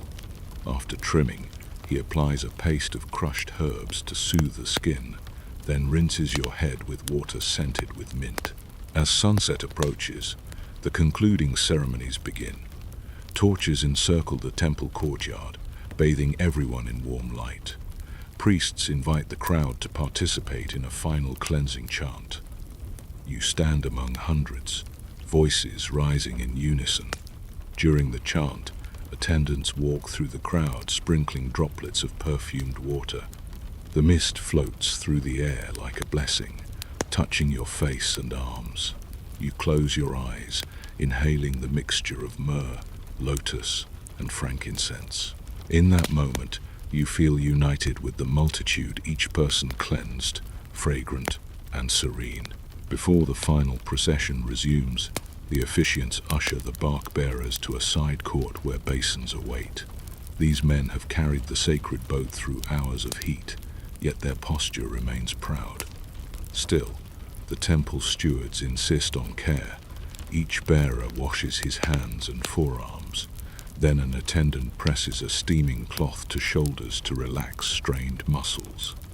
You watch as an overseer rubs their palms with sesame oil mixed with crushed coriander, a blend believed to keep blisters from festering. The bearers smile quietly, revived by the attention. The simple respite underscores how even in grand ceremonies, the smallest acts of hygiene sustain devotion. Nearby, scribes assigned to chronicle the festival rest beneath awnings. They dust their reed pens with fine sand, ensuring ink flows without clotting. One scribe invites you to examine his tablet, where he has recorded not only hymns and offerings but also notes on how the water stations were arranged this year compared to last. He explains that the temple adjusts the placement according to crowd flow, referencing previous scrolls that debate the most efficient order. His commentary reveals the scholarly care invested in hygiene logistics. Nothing is left to chance when thousands gather to purify together. Once the chant softens, families gather around communal tables for the evening feast. Before sitting, everyone washes their hands in basins placed at the table ends. You share a bench with strangers who quickly become companions. Dishes of roasted goose, vegetable stews, and honey pastries appear. Between courses, servants pour warm water over your fingers, catching it in shallow bowls. The repeated washings keep the feast comfortable despite the crowded setting. Conversation flows easily, narratives of the day woven together with laughter. When the feast concludes, you follow the crowd back toward the sacred lake for the closing illumination. Priests set floating lamps upon the water, each containing a wick soaked in scented oil. The lamps drift across the surface, their reflections trembling like stars. The festival's final act involves a quiet purification. Participants kneel beside the lake, scoop up water, and release it slowly, symbolizing the letting go of fatigue and welcoming renewed life. You participate, feeling the coolness of the water run through your fingers. The lamplight dances across your skin, painting it with gold. When the lamps drift apart, attendants move like slow tides, their damp brushes whispering over stone while reeds drink the moonlit water. Others lift perfumed mats into the night air, letting the breeze renew their sweetness.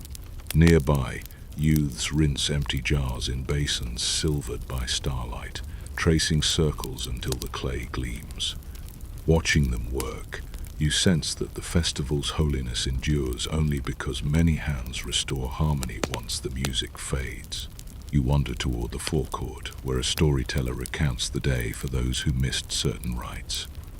He emphasizes the small acts of care, the priest who paused to wipe a child's face, the perfumer who offered extra balm to a weary traveler, the guards who shared sand scrubs with strangers. Listeners nod, reminded that communal purity is stitched from countless intimate moments. The storyteller ends with a blessing that every household carry the festival's calm back to their thresholds. As night deepens, the city quiets. Streets still carry traces of incense, and the air remains sweet. You walk back through the avenues, past the washing stations now emptied, the barbers packing their tools, and vendors covering their wares. Your skin holds the memory of repeated cleansings, your clothing fragrant from dried petals and perfumed wax. The festival has left your body refreshed, your spirit lifted.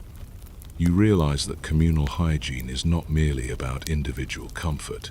It reinforces companionship, shared devotion, and collective renewal. Night descends on Thebes, yet the clinic of the SWNW glows with lamplight. You approach the doorway framed by carved symbols of the Eye of Horus, a sign of healing protection. Inside, the air feels cool and orderly. Shelves hold neatly arranged jars, linen bundles, and reed baskets labeled with careful hieratic script.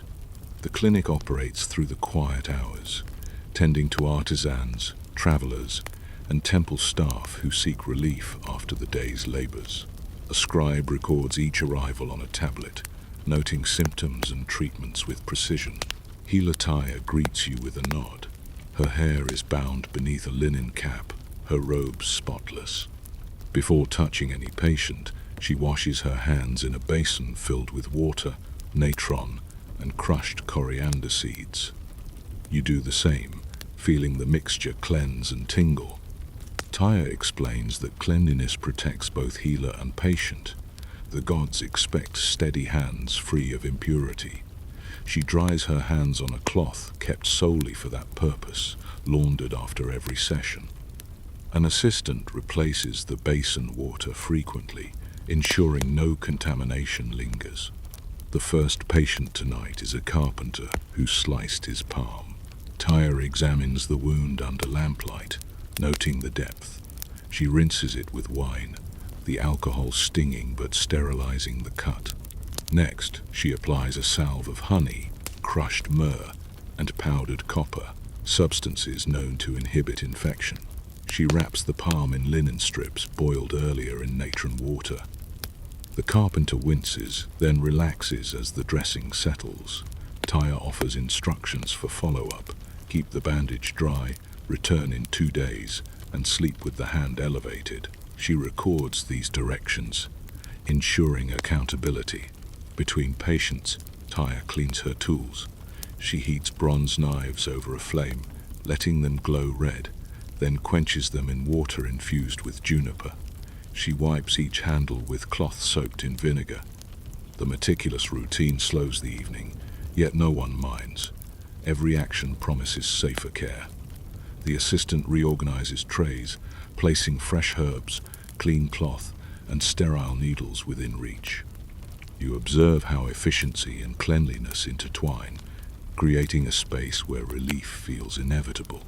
Next arrives a young woman complaining of eye irritation from sandstorms.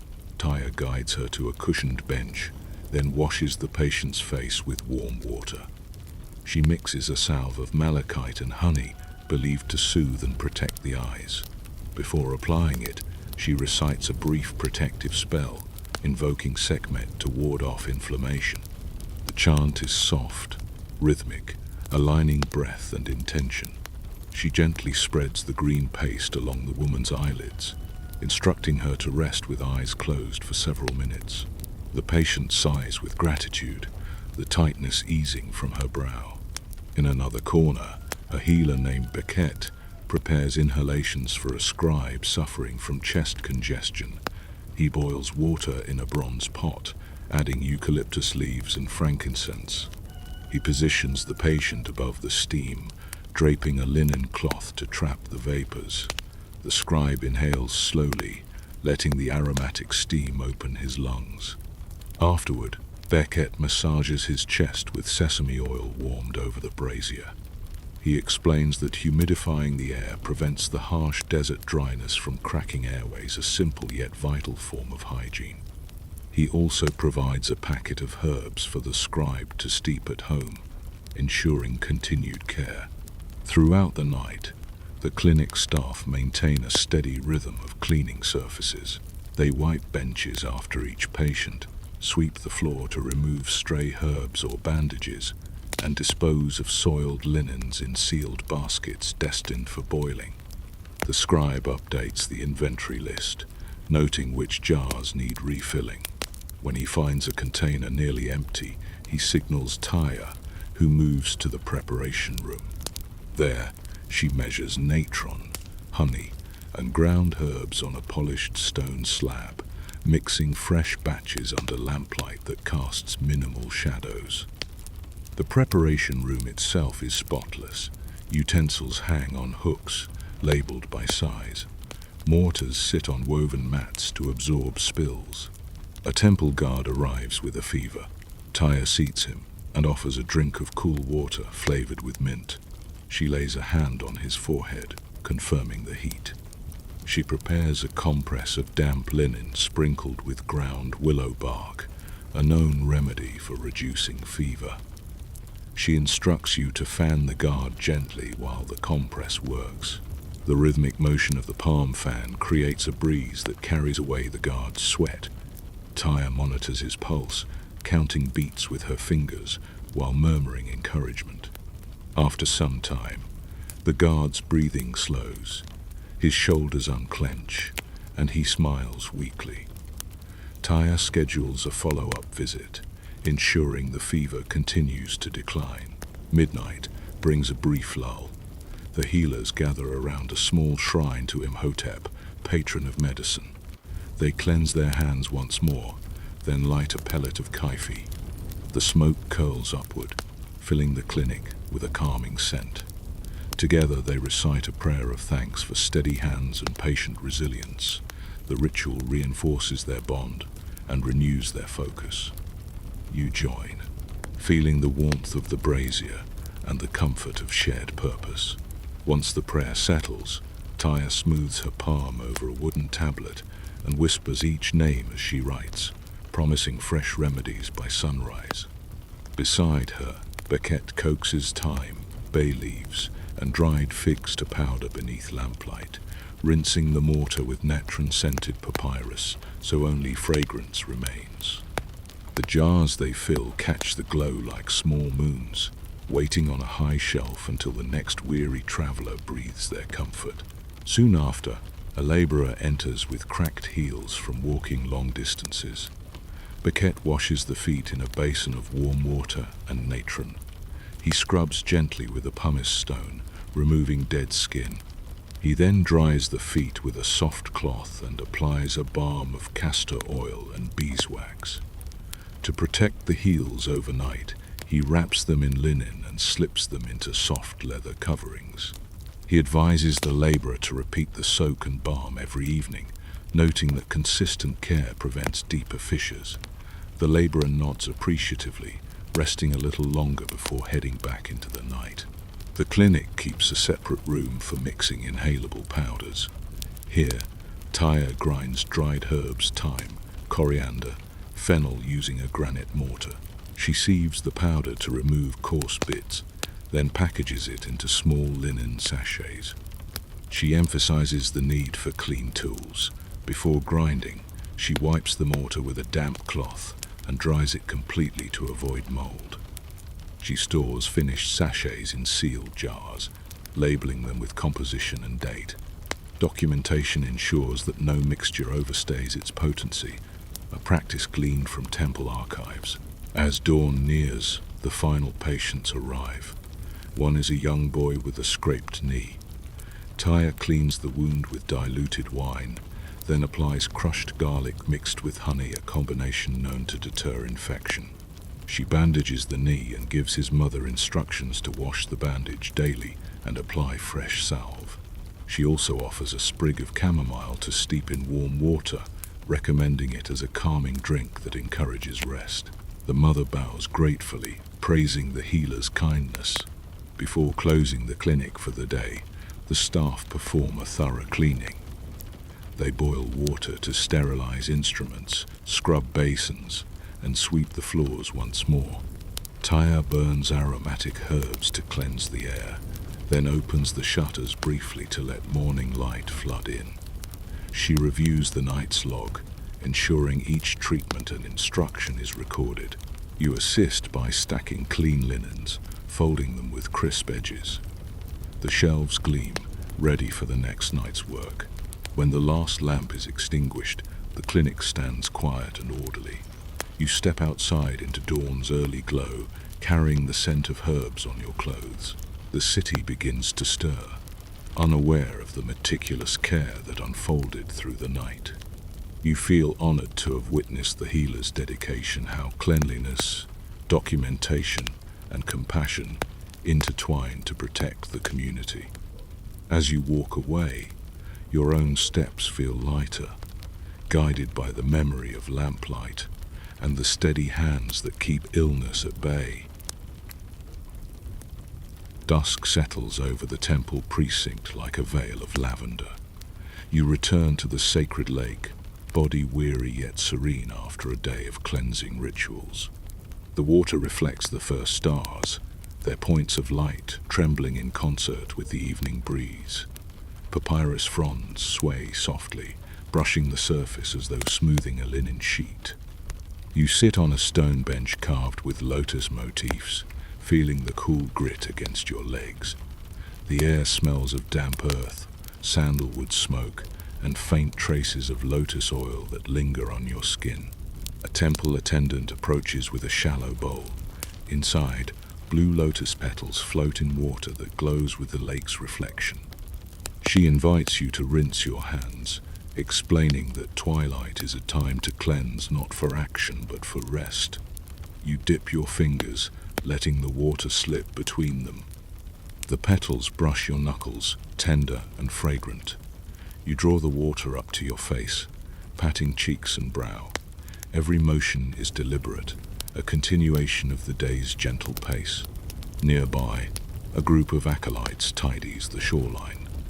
They collect stray reed clippings and smooth the sand where worshippers stood earlier.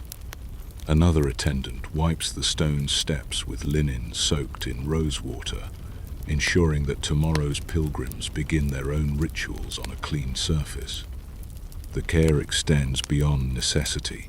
It is a gesture of gratitude toward the lake that has welcomed countless ablutions. You watch with quiet appreciation, sensing the harmony between people and place. As twilight deepens, the high priest Intef returns to the water's edge. He carries a small brazier filled with glowing embers. He sprinkles pellets of kaifi, and the smoke curls upward in graceful ribbons. The fragrance wraps around you, honeyed, resinous, soothing. Intef leads a brief chant, thanking Ma'at for the balance maintained throughout the day. His voice is low, resonant, merging with the rustle of reeds and distant temple bells. You hum along, letting each breath align with the chant's cadence. After the chant, Intef offers you a linen cloth tightly folded. Inside, he explains, lies a handful of natron mixed with chamomile powder. He suggests you sprinkle a pinch onto your bedding later, a final act of cleansing before sleep. The ritual marks the boundary between waking effort and nocturnal restoration. You tuck the cloth into your sash, grateful for the thoughtfulness carried in such a small gift. The lake's surface begins to darken as the sky shifts from violet to indigo. Fireflies spark along the shore, their glow reflecting like scattered embers. You remove your sandals and step onto the cool stone, letting your feet touch the water's edge. The lake is still, yet alive with faint ripples. You crouch and scoop water onto your arms.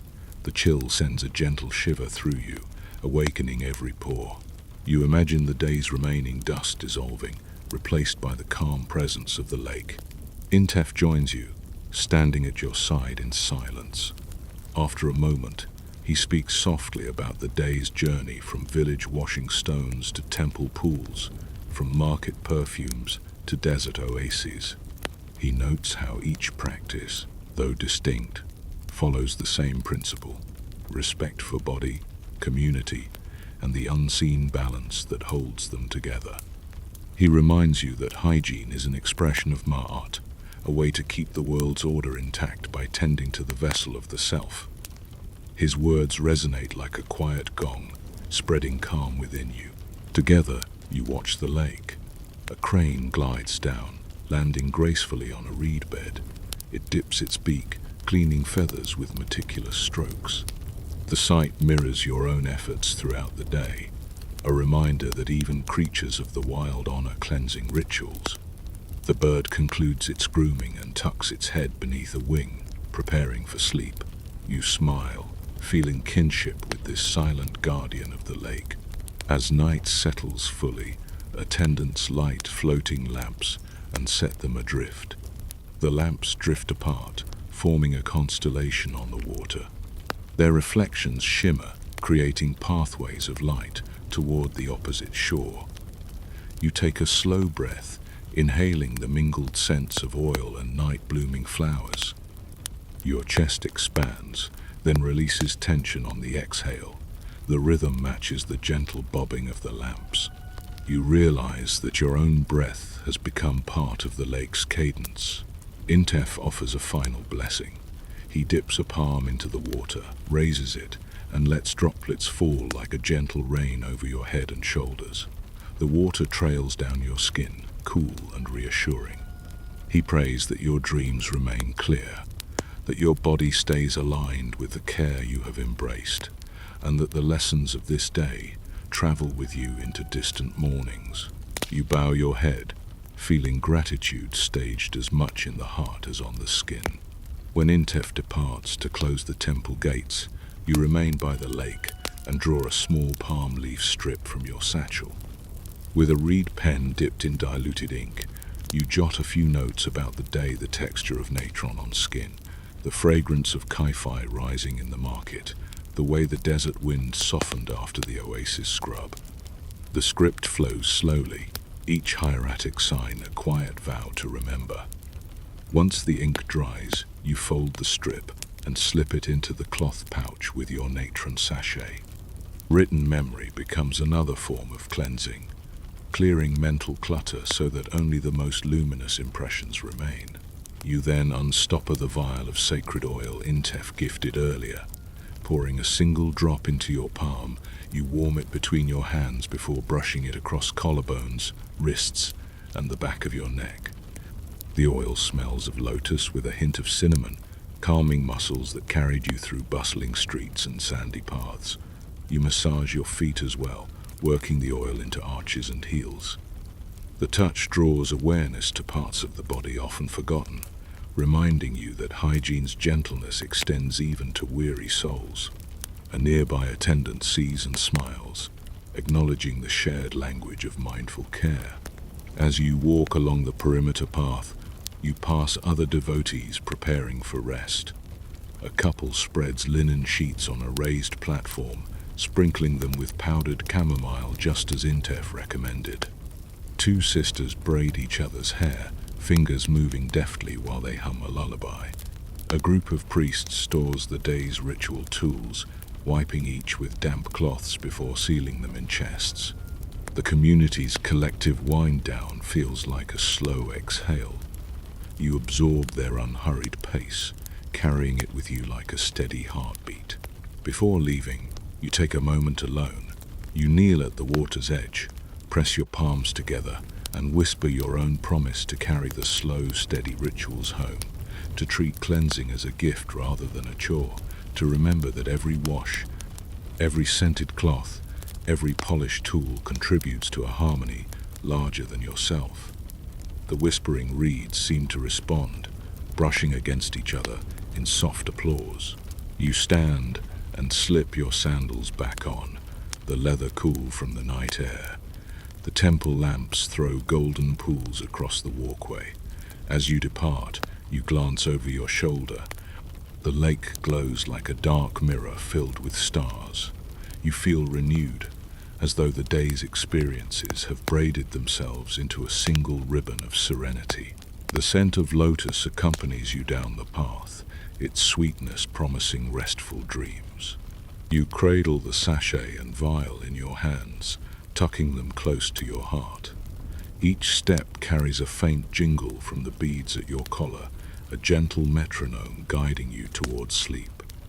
The night breeze kisses your cheeks, and you know you will wake, still wrapped in this calm. Close your eyes, drift with the slow hum of the room, and rest. Good night.